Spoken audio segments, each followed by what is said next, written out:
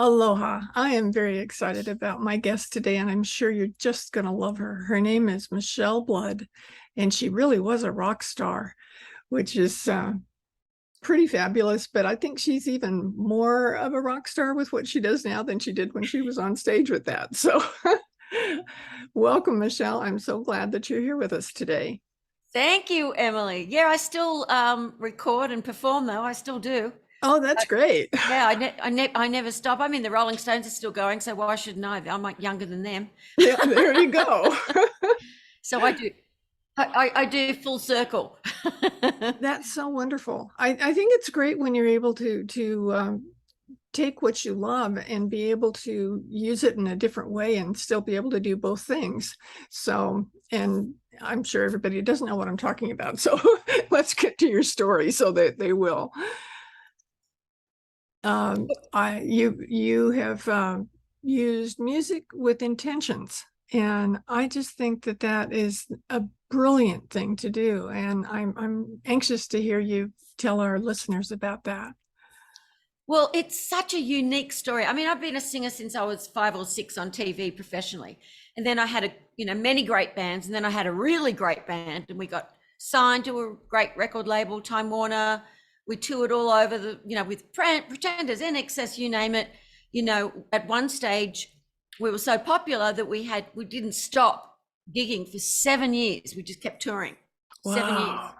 And our audiences were always between 3,000 to 6,000 people, because in Australia back in the day, they had huge venues all over the country. Whereas, I mean, when I first came to LA, I was like, oh, I'm going to go to the rock room and this room. And there are all these tiny little spaces that might fit 150 people. I was like, these are such tiny gigs and they've got such popularity. Went to Johnny Depp's bar and it was like tiny.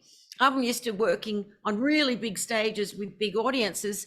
And so that was sort of eye-opening. But anyway, so I loved what I did. I was the main, the lead singer, main songwriter, and the manager of the band. I got us the record labels. I got us agents. I would find the road crew, you name it. I worked so hard to do what I love to do. Always looked after my voice. We never had to blow out a gig. And then one night, 12-hour drive. Australia's huge. It's as big as America with about this many less, people. It's like back then it was only 18 million people in the whole country. It's about 26 million now. Anyway, so the main cities are a long way in between, long drives. And so we just finished doing a gig in Brisbane and we were driving up to Sydney, which is about a 13-hour drive. And we just finished the gig in Brisbane, packed everything up, had to get to Sydney to do the next gig. And I was in a truck with all the musical equipment, not driving, but as a passenger. And what happened was the poor truck driver fell asleep because, we've been driving so long. It was winter and he had the heater on and I was already asleep and he went into a telephone pole. And so as the passenger, I was absolutely crushed. My back was fractured, my hip bone completely smashed off, my pelvis completely shattered so that all the bone from the pelvis went into all the organs. I had internal bleeding. And so that's the beginning of the story. I hope anyone hasn't lost their breakfast, lunch or dinner. Wow. That was the best thing that ever happened to me, Emily. And by the way, Emily is my favorite name because Emily Dickinson was my favorite author when I was a teenager. But anyway. Oh, thank you. Me too. So story. And so that horrific thing that happened to me was the best thing that had ever happened to me. A horrific car accident was the best thing because it put me on a different trajectory for my life, my true divine purpose. So over to you. Oh.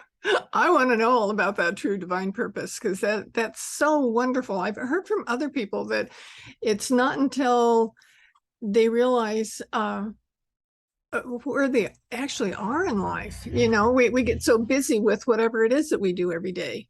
With yours, it was big big, popular, amazing things. With other people, it's just going to work every day or something. And we get so used to the routine of what we always do that we don't see that there's a bigger picture, or there's more out there. And it seems to me like your accident just opened up your heart and your world to a whole different vision. Yeah, because what happened was, I won't go into, I was in the hospital for months and months and months and months. 17 and a half hour operation, then had to be in traction for like 2 weeks. And anyone who's ever been in traction with a broken back or anything, you know, it's horrific. You know, every time they lift you up, every 3 hours, they've got to lift you up. I just pass out. The pain was so horrific.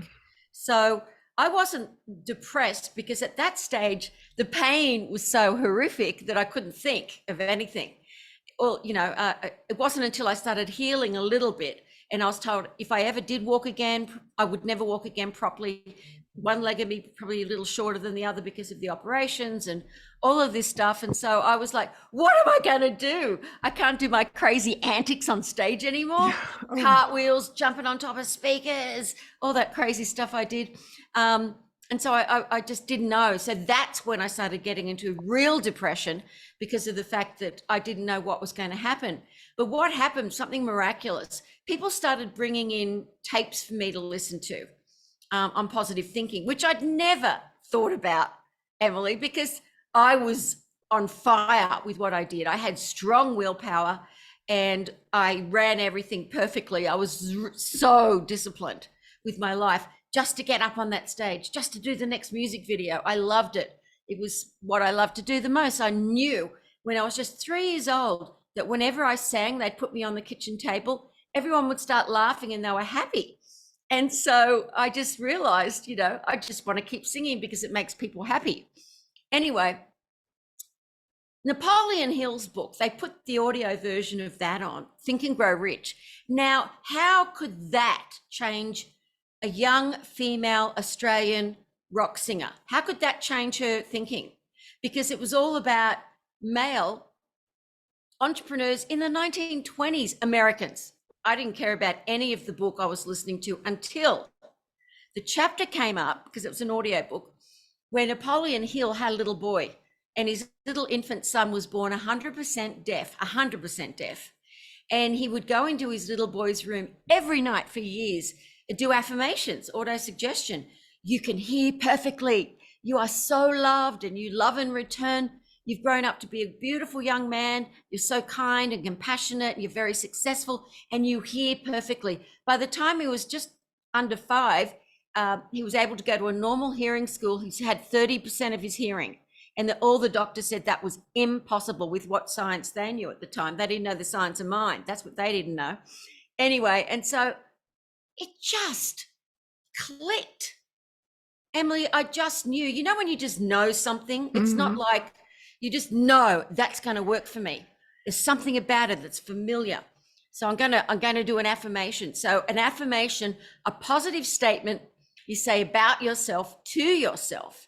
It must be stated in the now.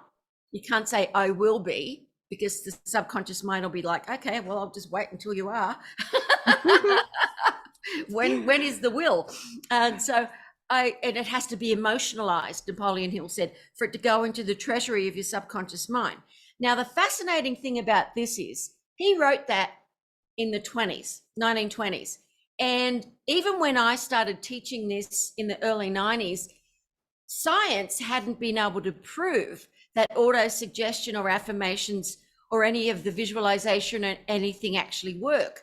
But now the studies that have been done show that everything that I've been teaching for years, that my family used to say, oh, she's just woo-woo. It's just woo-woo stuff. But that's Michele. She's just woo-woo, you know, Woodstock. You know, and so I love now that even if someone doesn't believe it, they can read up on these studies. MichelleBlood.com, I've got all the studies, John Hopkins Hospital, Berkeley, I mean, just so many different places about the study of the mind and the study of music, and let alone something that I was doing that no one on the planet was doing at the time, and I didn't know that. So I went, I am healed. I know I am. I love myself. I am my friend. So it had to be a perfect affirmation because not one of those statements was true. But it was, you just didn't know it yet. Yeah. So I did it for a couple of weeks and nothing happened. I kept saying it over and over again because I couldn't write it down. I was still on a still bed because they couldn't at that stage even give me a mattress or a pillow. So I was just flat on my back. And so then I gave it up. I said, look, this is rubbish. I can't emotionalize it because the doctors are coming in. I see and I'm feeling what the pain I'm in. So it's not going to work for me because I can never get it into my subconscious mind. It just keeps being spat out. The doubting mind just said, no, that is not the truth. It's BS. And I said, well, I know it's BS, but I want it to be true. One day, one miraculous day, the epiphany. Oh my goodness, the epiphany, Emily. I'm a singer-songwriter.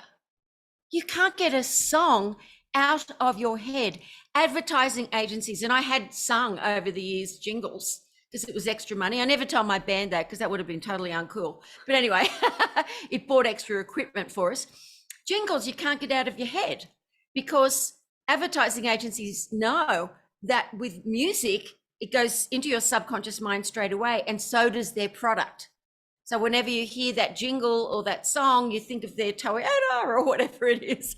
And so I said, I just got to sing it. That's all I got to do. I am healed, I know I am. I love myself, I am my friend. Over and over and over again onto a little cassette player, which I always had, because anytime I got a songwriting idea, I knew it'd be gone unless I sang it down and remembered it that way, recording it. And so I listened, I had 90 minutes of that, of the cassette, and I would get someone to put it on every day. And after about 2 weeks, I started feeling brighter, Emily. I was out of depression. I couldn't believe it. This is going into my subconscious mind. Then I started adding extra things to it. I love myself. I love who I am. The eternal light. I was just all these other things I'd been listening to started affecting my consciousness, and my mindset started changing. So no one else had done this before. I asked my brother Stephen to go out and buy me some affirmation music. And he said, there isn't any. There's no such thing.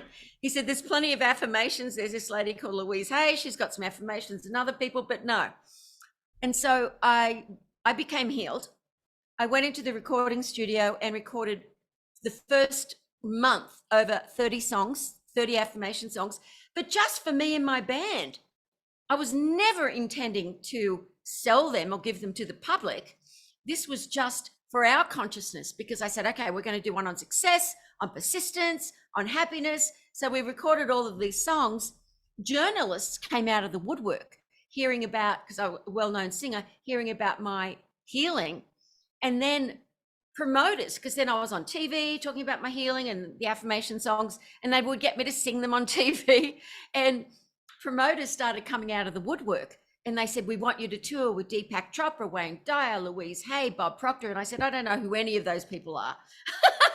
Wow. Because it wasn't in my world, you know, not even in my periphery was it. But I got to meet them all and tour around Australia, and every one of them said, you have got to go overseas and do this. But Bob Proctor, who left the body last year, I worked with him for years and years. We did so many programs together. I ended up running his business from Kuala Lumpur. Anyway, he and his wife Linda just said, oh, look, this is amazing. We love what you're doing. The whole audience is awake and they're all singing along. And Bob said, I could remember every lyric straight away. I am energy, magnet to money. He said, it's brilliant. This is what we all teach, but this way it goes. He said, the left brain, the lyrics, the logical, the right brain, the melody goes straight into your subconscious mind. I said, well, I know this. So he said, I want you to work all over the world with me. And so what I did, I gave my band 6 months notice to do the right thing by them. And then I ended up touring nonstop all over the world, different languages I was singing in, huge audiences, big seminars, and people now globally, millions of people have been listening to it. And we've just released our Magnet to Money app. We've worked on for 1.5 years to make it perfect. It's the Magnet to Money affirmation song, which has been downloaded millions of times. It's the most popular song that we've ever done, which was, you know, I think maybe the 10th song I'd ever done for affirmations. And then it just all took off. And then I started doing visualization and teaching meditation, going deeper and deeper into consciousness, into what was happening to me in my life. Because as far as manifesting, everything was manifesting. I didn't even have to think what was next, because once your oscillation, your frequency is in a high vibration, you attract everything positive into your life, but you have to resonate at that frequency. And so with the music, all you have to do is listen, and it brings up your frequency so fast. I mean, I've even got one I did, Dr. Chopra recommended I do one for children, little kids, and I did. And the feedback from that over the years has been phenomenal. Autism has been, you know, they're not completely healed, but they can go out and speak to people.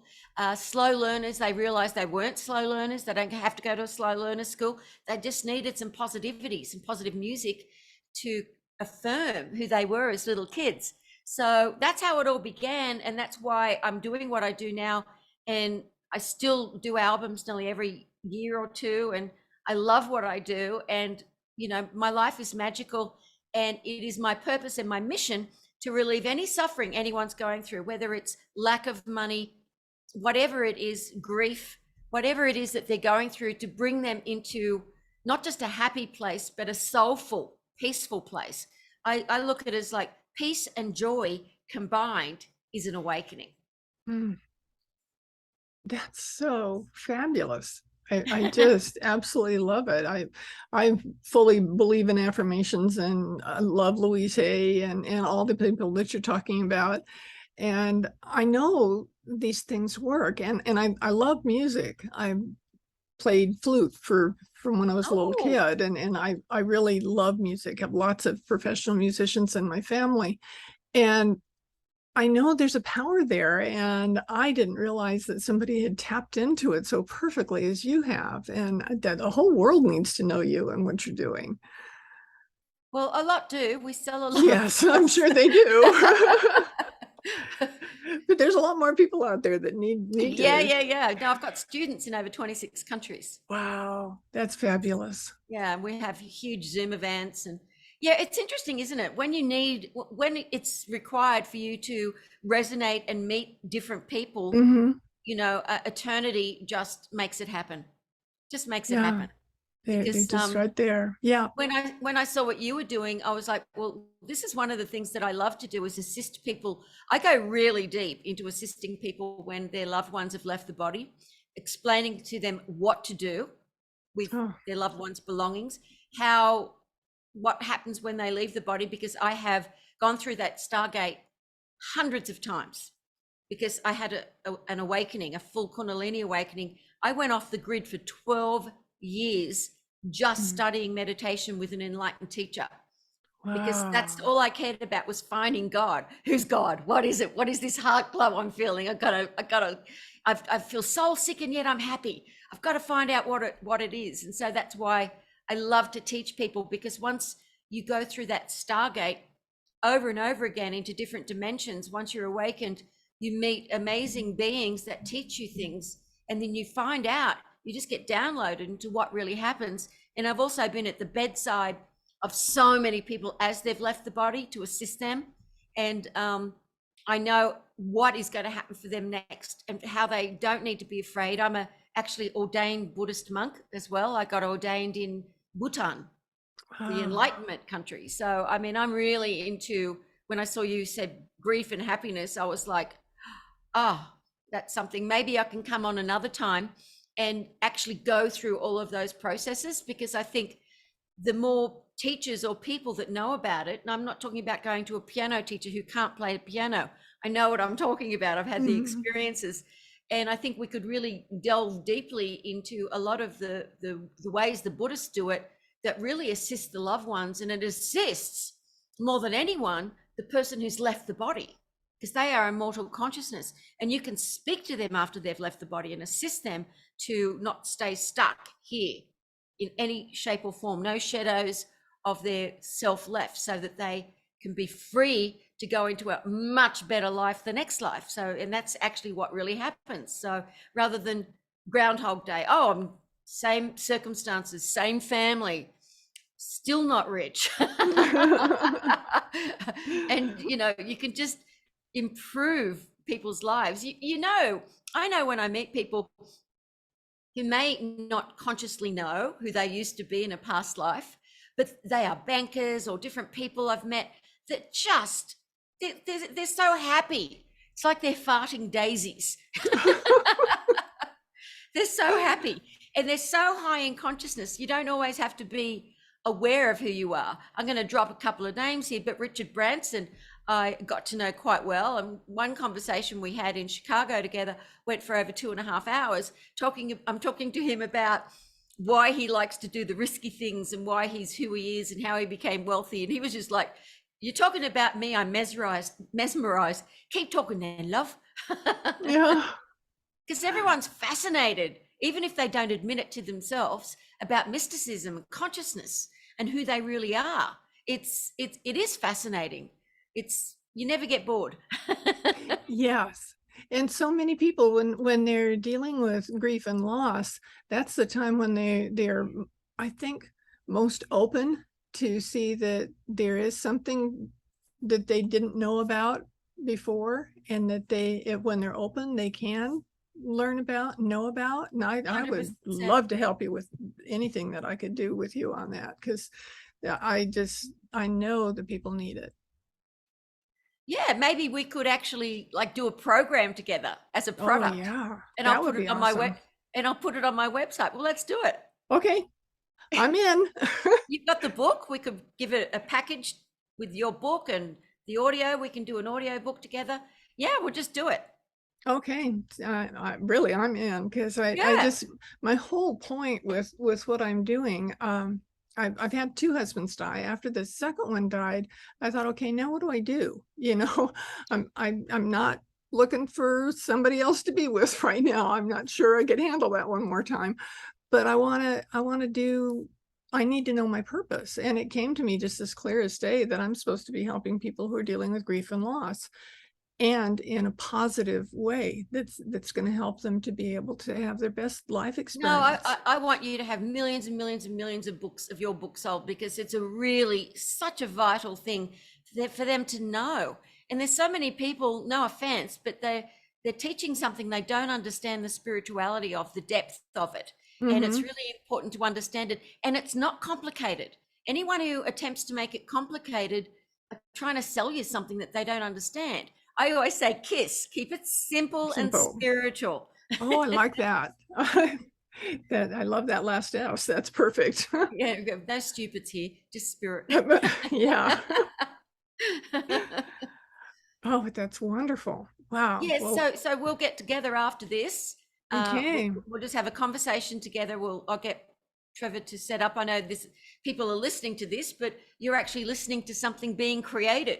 So Hmm. that's a fun thing, and you'll be able to hear it back after we've created it. I'll get Trevor for us to organize another Zoom where we'll just discuss what we're going to do and how we're going to do it, and then we'll do it. Yes, that'll be I great. love And creating new things that are going to help people. I love it. I love it. I love it. that's so great. And everybody who's listening to this right now, just think of what you've got to look forward to, Yeah. because it's going to be really fabulous. And I can't wait to have it ready for you to be able to experience what an experience you're in for. This will be just great. Wow. Oh, just I've got over $200 of my best-selling products for your viewers for free. Oh, That's great. They'll 100% love that. free. Okay, you go to Michele Blood, Michele Blood.com/grief and happiness. Oh, cool. micheleblood.com/grief and happiness. My best-selling book, The Magic of Affirmation Power, magnetic creative visualization, so that you can have prosperity and start visualizing what it is, doing it in a way that will gives you an opportunity to really think. It's not a visualization where now think of this, now do that, now do this. It's very, very calm. And Bob Proctor and myself, we did this goal setting program, which is really awesome. How to really, really make something happen. And it's got the action song and all these different things. And 3 of my other best-selling songs that people listen to all over the world. And yes, and the practice of meditation video, quite a few. I think there's a few extra things on top of that as well, but you get all that for free. So download it and just experiment. Just see how you feel just listening to the music. All you got to do is listen. You could be washing up or cleaning your home. You could be visualization as you're going to sleep. Just listen to it really softly. See how you feel when you wake up after listening to that. You'll be feeling like, wow, I see opportunities today. I feel really good. I am going to get that new car. Wow, life is good. I'm going to live in Maui. You do live in Maui. Good job. Oh, this is so wonderful. And I have show notes that go up with my podcast wherever you get your podcasts, you can listen to this. And in the show notes, I'll have that. So you don't have to remember right now exactly what that URL is to be able to click on, so that you can easily get that and have all this beautiful gift that Michele is offering us. It's so fabulous, so generous. You've got to get the Magnet to Money app. It's only for iPhones at the moment, but it is insanely good. We had the best team working together.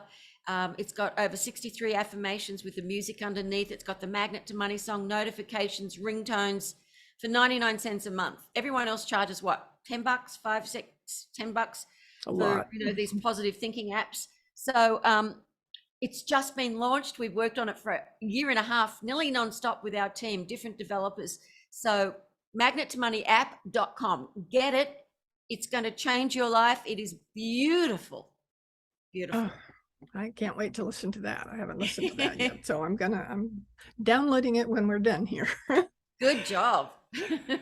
So, well, I am so excited about our talk today. Yeah. Not only because it was a fabulous talk, but I see what we're going to do that's going to help so many people. It will. And I'd never really thought of doing that before. I love it when it comes spontaneously. You just get downloaded. Let's do that together. I love this woman. I like her energy. I like her spirit. I like that she's been through something. So it's not a piano teacher who doesn't play piano. She's actually experienced real grief. I have too. And it's really amazing and so fascinating to find out what's really going on, so that you don't have to be so concerned. People hold on to things too much, and they don't realize by the letting go, and I mean material things from their loved ones as well. Don't do that, people. Not good. Anyway, we can go into that when we do our audio program, but it's very important to know what to keep and what not to keep from your loved ones, so that you can stay in a place of positivity and that they don't get pulled back to be with you all the time, because you want them to go through that Stargate completely, 100% of their consciousness, and into a new life, maybe a different dimension altogether. But there are so many souls waiting to come to this planet to be born. Not everyone is born Cleopatra. Not possible. Oh, you go to these people. Oh, my past life. Oh, yes, you were the Queen of Sheba. It's like, no, you were a butcher. You were a plumber. You were a plumber. You were a happy guy, but you were a plumber. What's wrong with that? Nothing. Wow. So this is just great. This is very awesome.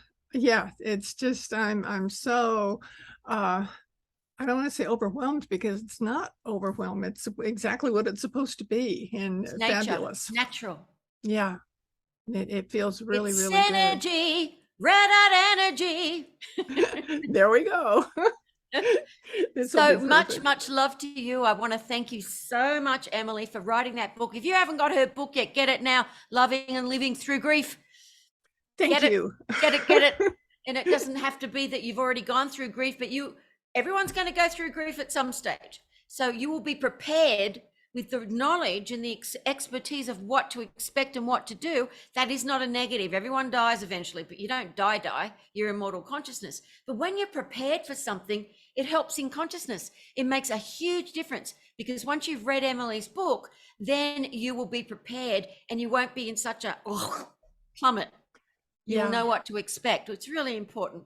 So God bless you, Emily. I can't wait to see you again. Thank you. All the viewers, go to micheleblood.com, Grief and Happiness, magnettomoniapp.com. You've got to get that. If you want more money, get that. It's all the state of mind.